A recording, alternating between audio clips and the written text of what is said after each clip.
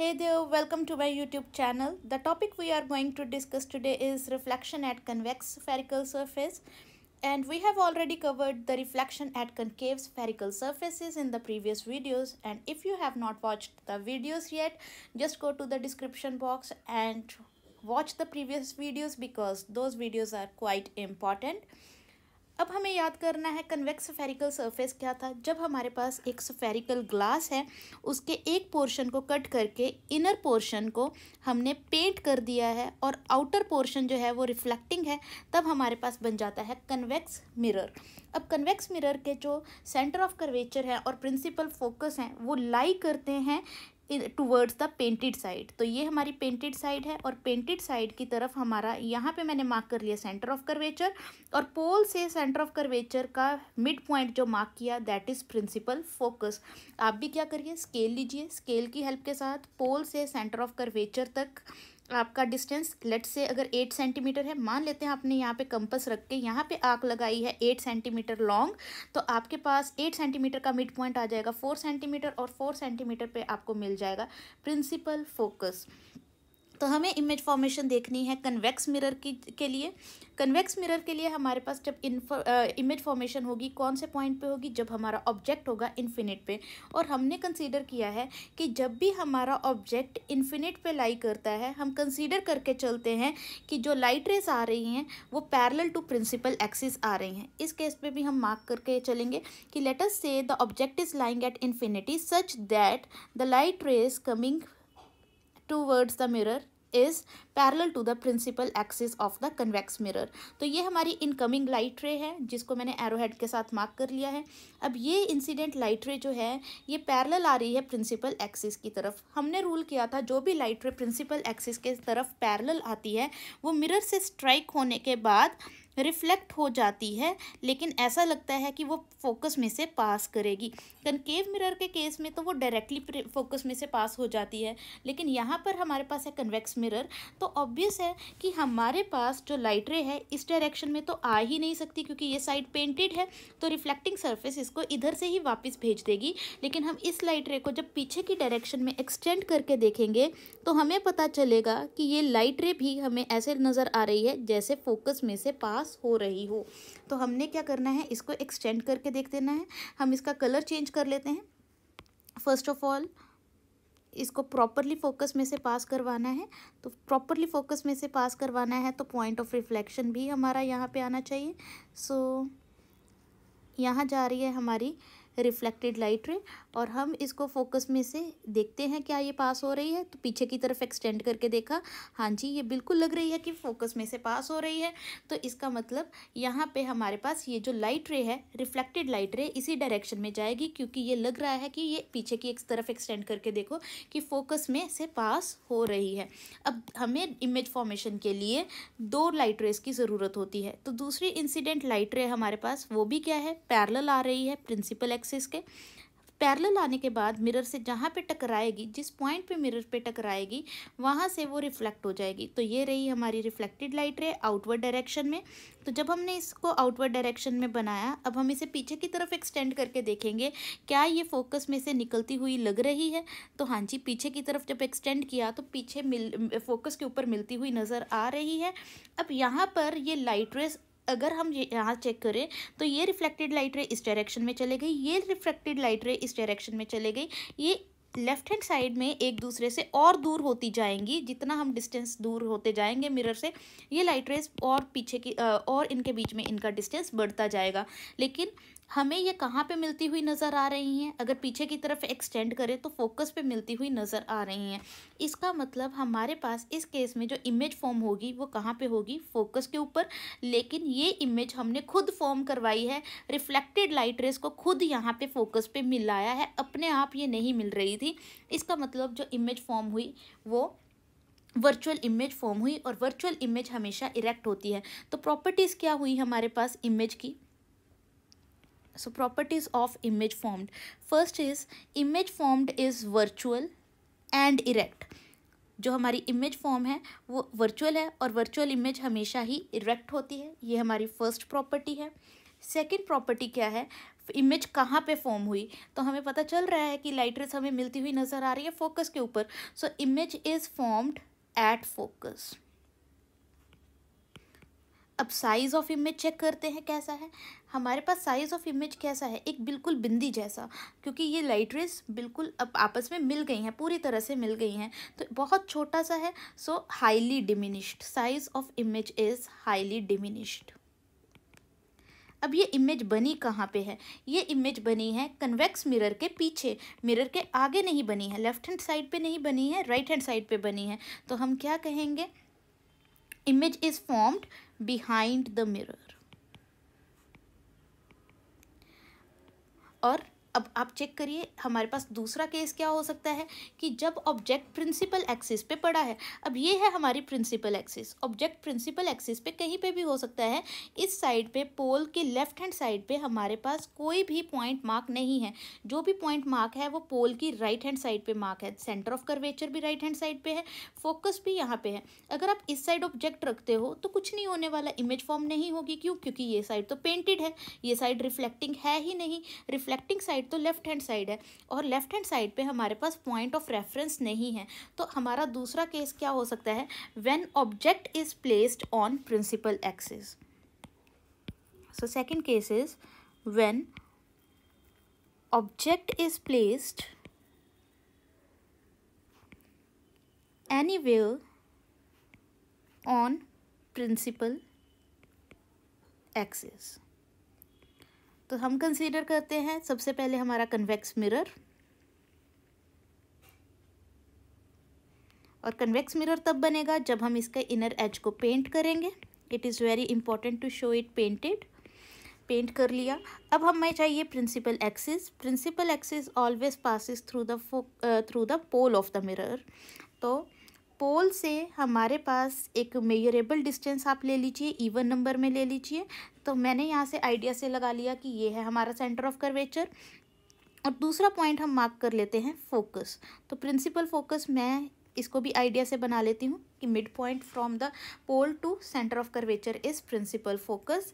और object lie कर रहा है प्रिंसिपल एक्सिस के ऊपर, कहीं पे भी हो सकता है। सो आई विल से कि यहाँ पे मैंने ऑब्जेक्ट रख लिया। तो इस ऑब्जेक्ट का हम लेबलिंग कर देते हैं A B. A is representing head of the object and B is representing foot of the object. अब हमने यहाँ पे दो रूल्स लगाने हैं जिसकी हेल्प से हमारी इमेज फॉर्म हो जाए। तो पहला रूल क्या है, a light ray coming parallel to the principal axis after striking the mirror will pass through the focus.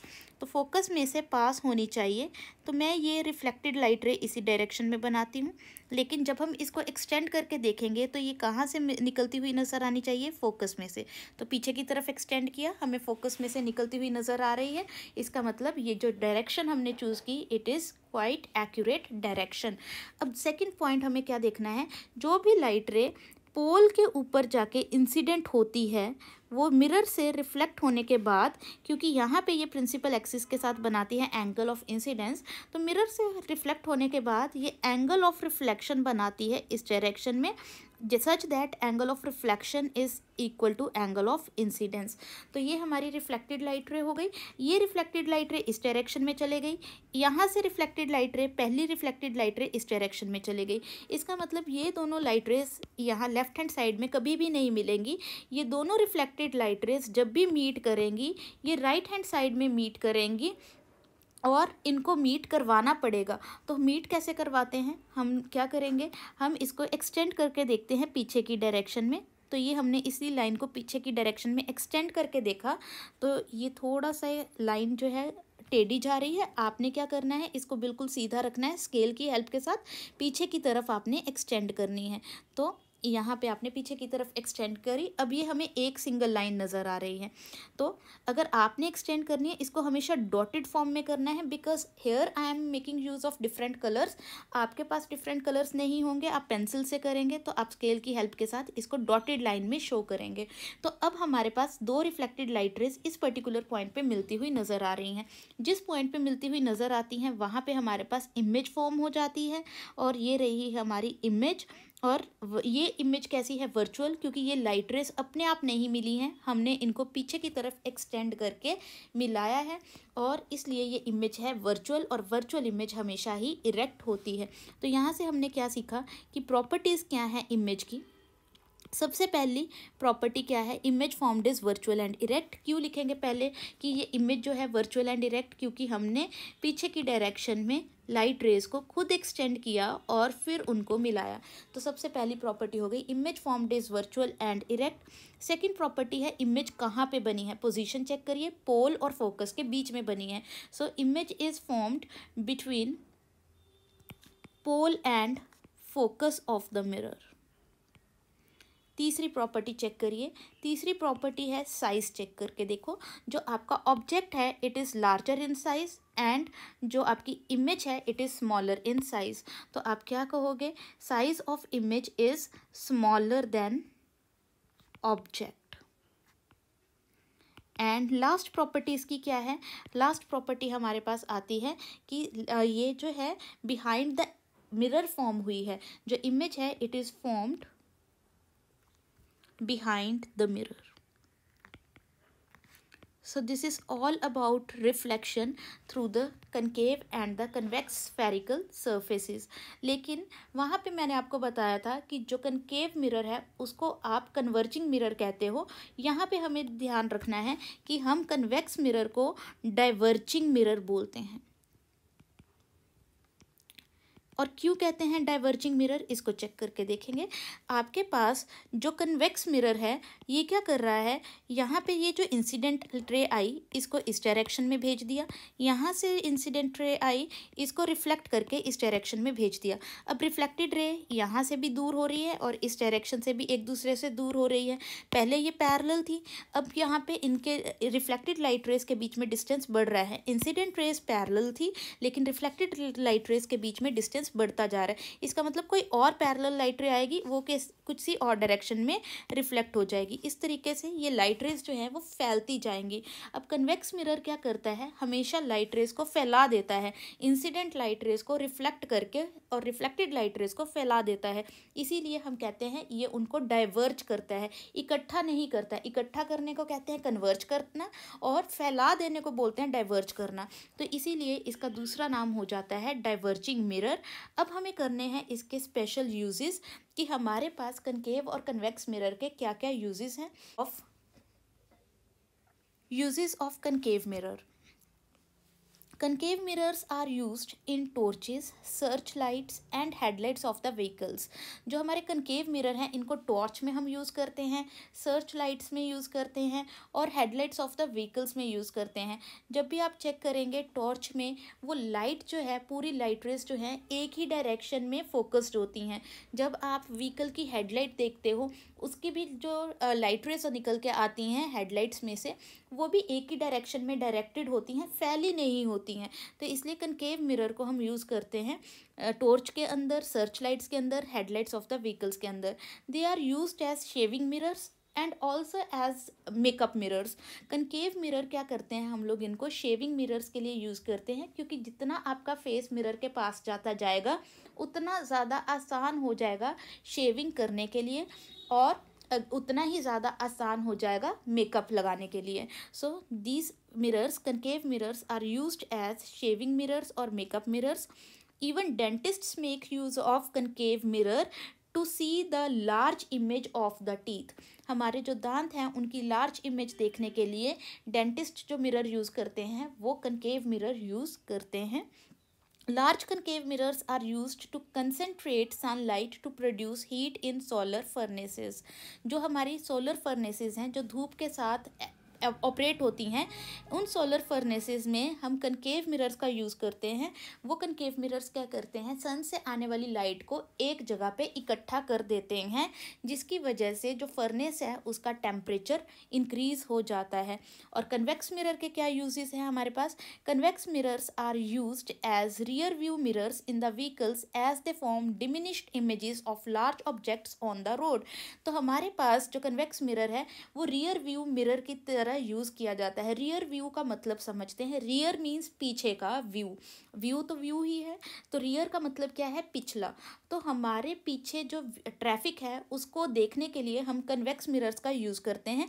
वहाँ पे कभी भी कनकेव मिरर का यूज़ नहीं होता है, सिर्फ कन्वेक्स मिरर्स का यूज़ होता है, क्योंकि जो कन्वेक्स मिरर हैं ये हमेशा छोटे साइज़ की इमेज बनाते हैं in comparison to the size of the object. Concave mirror में आपके पास जैसे जैसे जो डिस्टेंस वेरी करेगा ट्रैफिक का, वैसे वैसे size of the image formed of the traffic change होता जाएगा।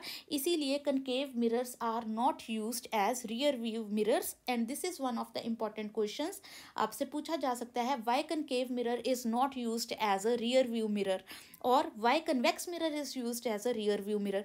Convex mirror is used as a rear view mirror because it always form a small image of the larger objects which are on the road. तो हमेशा छोटी image बनाता है। Next is they are used as magic mirrors and to form funny images. Funny images बनाने के लिए हम इनको मैजिक मिरर्स की तरह यूज़ करते हैं। So this is all about the reflection of light at the various spherical surfaces. I hope you have understood the reflection of light thoroughly. If you have any doubts, you may leave your doubts in the comments section. I will make the video in order to clear out your doubts. And if you have understood all the concepts for the reflection, then just hit the like, subscribe and share button, and do not forget to press the bell icon in order to get the latest notifications of my videos, and stay tuned in order to get the videos on the refraction of light.